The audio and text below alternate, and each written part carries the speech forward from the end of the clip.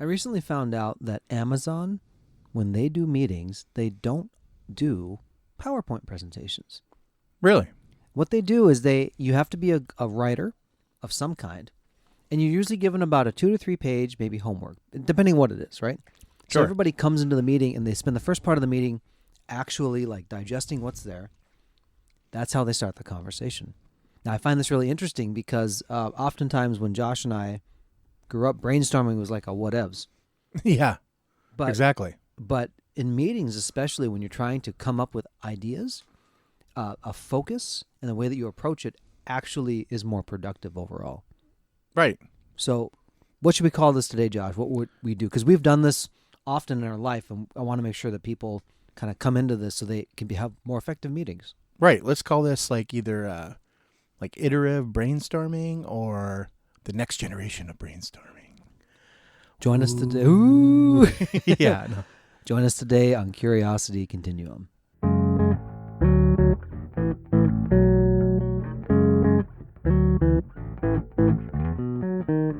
Hey everybody, this is Brian. And this is Josh. Welcome to Curiosity Continuum. We are a podcast and movement started by two lifelong friends whose mission is to guide you through a changing world by helping you level up your contextual awareness. We also help you sharpen your collaboration and problem-solving skills. Our conversations explore, examine, and reframe practical topics that help you learn something new and apply what you already know in a new way. If you find these conversations helpful, please hit subscribe on your favorite podcast app and rate us, and also leave a review so others can join the community. And you can always find us on curiositycontinuum.com and all of our social media. Thank you for tuning in, and let's start the conversation. So let's go back to our example in the introduction here. Yeah. So what happens oftentimes is people don't come in with any type of point of view. Correct. And so what happens is there's a lot of drift. Look, I can say this with 100% confidence. Not all ideas are created equal. Right. And we did this a lot, like when we learned to brainstorm, right? It was like, write everything that comes to your mind. And I remember sitting there for like almost like me looking through Netflix today, just didn't know what to do because it was like way too much. I wasn't focused enough. Mm-hmm. We see it on like the Netflix is a great example where there's everything. Yeah. Right? There's all And the nothing. ideas. And nothing. Yeah. Right? There's a purpose that goes along with it because creatives actually do better when you've provided a constraint. They may not even like it.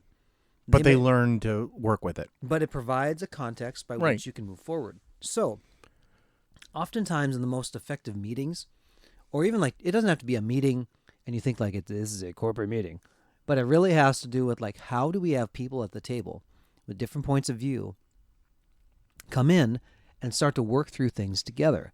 Now, in the like the business world, when you have people who have come in, you can have an agenda, right? Meetings should have an agenda. You It's should. like, here's the things we're going to talk about. And then that way you know, like, did we drift? Did we not drift? Did we solve what we set out to do? Right. It provides that context again. Right. Because people naturally drift. I mean, if you get together and start talking, people are going to start. We do it too on this podcast. We're doing it now. We're drifting away from our, but we come back to it. And Yes. that we always are trying to stay focused on what we're talking about. We need to point out, too, that just because I'll call it purposeful drift, not because you're not focused.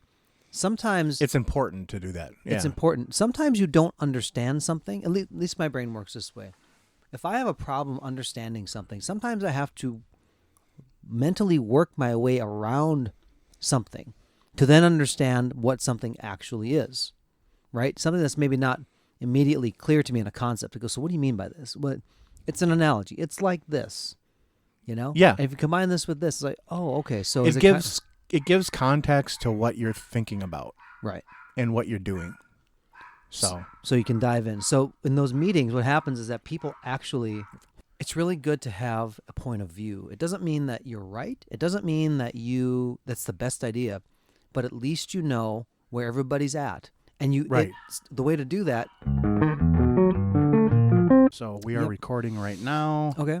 And I got feed from your mic. So Okay. So when we talk about iterative brainstorming, Josh, let's kind of transition in.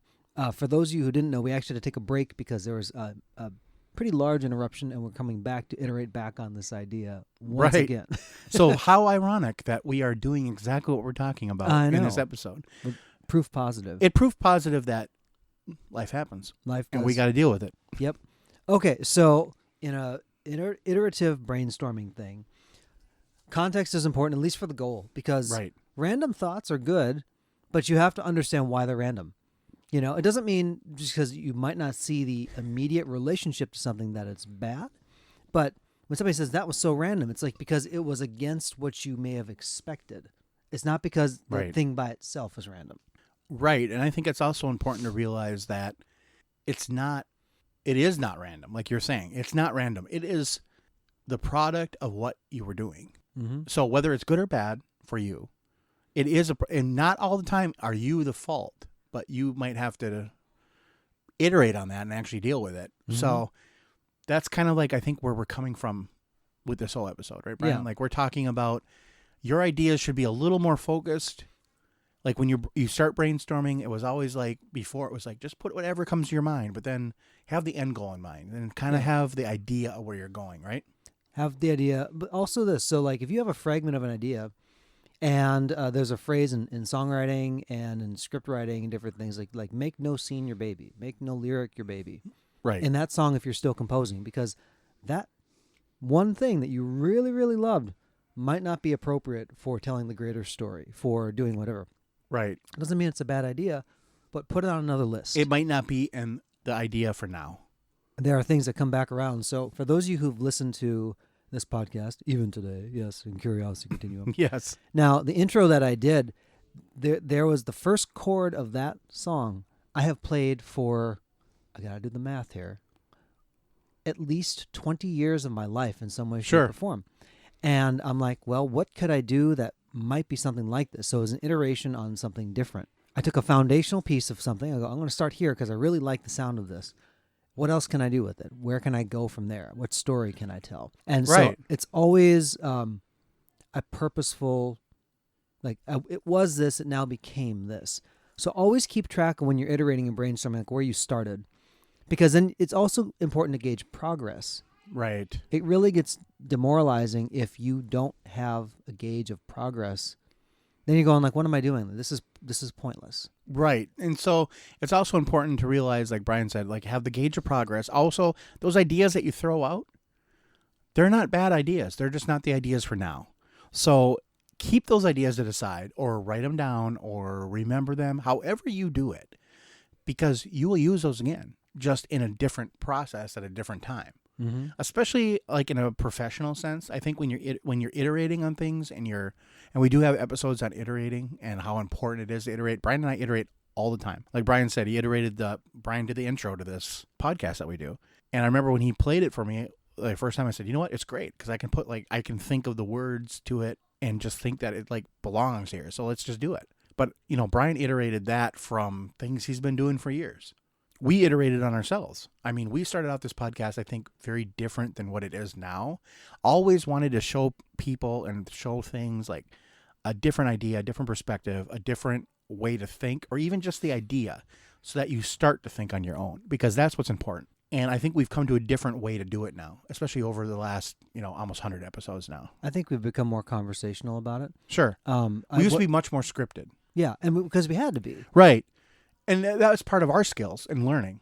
Yep. In adapting to our environment. And until we kind of learn more about how we might contribute, even though we've been friends for so long. Right. We're like, okay, so if we come into it this way, and then we had to make deals. So if I say this and you say that, or how do we give cues?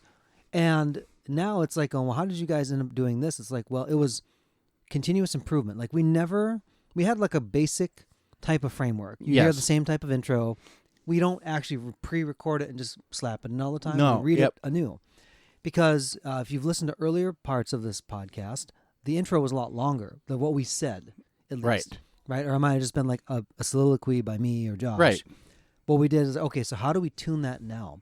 And we never wanted to be like, this is the consistent batch always. We have consistent things, but our goal is to always make the best podcast episode we ever have this time. And then the next time. And the next time. Right. And we're also always taking feedback. We take feedback from so many people, different people. You guys would be amazed. Like whoever has reached out to us, I know a lot of you guys obviously know who you are, but we do listen to you. So we love hearing feedback, good or bad. We take it. And, it's like, obviously sometimes if it's objectively bad or objectively good, I might look at it and Brian might look at it and say, this is not a problem because this is how we actually want to do this. Mm-hmm. But we still take that feedback and we still take that criticism and we iterate on it. That does happen, and that's okay. Mm-hmm. And that's fine. We don't have to take the criticism, but it's good to know what people are thinking. So let's practically go through that, Yeah. for example, just to kind of give you guys this is not going to be perfect by any stretch of the imagination, but part of the way we brainstorm is that we don't necessarily make a judgment call on the goodness or the badness or the awesomeness of something right away. We get it Right. out, and then let's let it sit for a moment. Yeah, We're not like I think this episode, we said something about like, let's just riff on iterating. Yeah. And Brian's like, how about like brainstorming? Or we said brainstorming, and then I said, how about iterating? And Mm-hmm. Brian's like, yeah, like how about like iterating on the brainstorming idea? And we started talking about like how we learned to brainstorm and how it was different. So we really narrow in very quickly. But I think because Brian and I have worked so much together in both personal and professional stuff, that we just kind of know how each other think. And it takes a little while to get that cadence, but you can do that on your own. Mm-hmm. And you should, what's helpful is to record yourself. Right. Because you go, did I say that? Or did Yeah. I think of that? There are so many good ideas that I never wrote down that just disappeared off the face of the Oh, I earth. know. And we have ideas that we text back and forth that I'm going to be honest with you. I'm not going 1,000 texts back to find these things. So they're gone. If they're not, They're gone. if I forever. don't remember them, they're gone. Yeah. They're in the ether. Now, if you hear Apple release a podcast of like some idea, go, that was our idea 1,000 texts ago. When you're doing this, so here's a for example. When Josh and I would, blah, blah, blah. This is actually going to be an edit point here, Josh. So sometimes too, the iteration process, we might just leave this in. You might just have to stop and go, wait, turn around. Right. Sometimes it's like, okay, I don't need to go that direction any further because I don't You're not finding use in it. finding use in it. Right. Yeah. Doesn't mean it's bad. It just means it's not working for this. Yeah. And there are episodes that Josh and I record that they're out of order the way that we record them. Sometimes we release them in a different order. Yes. And that's actually, can I touch on that for just a minute? In Yeah. a related form of my Let's do life? it. When it first started word process, and I learned that you could actually just copy paste paragraphs. Right. If every time a professor or a teacher said, you need to write a paper, and here's the framework, I said, okay. And I think when I first started, I wanted to try to like just write from beginning to end and be done. And be done with it. But I learned very quickly that my brain didn't work that way. And what I wanted to do was just write a paragraph that sometimes strung to the next paragraph. But let's say that there were 8 paragraphs total. Oftentimes, the intro and conclusion would be kind of in the same spot. But the way that I wanted to mix it up in the middle, I knew where I wanted to begin and end. But then there was like this, well, if I put this here, does that support this point better or not? And what's nice about word processing is that you can just play with it and you can undo it really easily. But that allows you to kind of say, now if I just say it this way, does it impact me differently? Right. I think that's an important distinction. Yeah. Between iterating and does it help you? Yeah. I mean, what we're not doing is like we're not baking cookies that sell on the shelf. It's not like we're Right. making Chips Ahoy. We need it to be exactly the Right. same every single time. Right. We want just- a little bit of variety. And for like Brian and I, we want to follow a certain framework. So we have that framework in place. We follow that. We do that pretty much episode over episode. We do iterate on the framework sometimes. And that's a whole different process for us. And it's not a process we take lightly because we do know that everyone is kind of, they get used to a certain way you do things. Mm-hmm. And we like the way we do things on this podcast, especially, honestly, because we've iterated on it so much. Yeah. It's kept it interesting for us. Yeah. Um, And it's never boring. So, And we make sure that if we're not inspired by something, like we're not afraid to throw something out. Yeah. right. And I think that's important, too, to remember about iterating is don't worry about throw it out. You can incorporate it later. Like Brian said, don't make anything your baby. Don't make anything so personal to you that you can't get rid of it, especially in a creative field or when you're doing a creative endeavor, because that is the number one killer of what you're going to do. Because if people are stubborn and they sit on one idea, even though it might not be good or right for this project, they're going to sit on it. And when you do that, it's like Congress. You're just not going to get anything done. You're right. Because no one's going to move. No one's going to budge. No one's going to compromise. And sometimes I think you have to be the one to compromise, especially on your ideas. Agreed. Yeah. So I think that's probably a good place to put a comma, huh, Brian? Yeah. Until we iterate again. on the next podcast. Until next time, this is Brian And this is Josh. for Curiosity Continuum.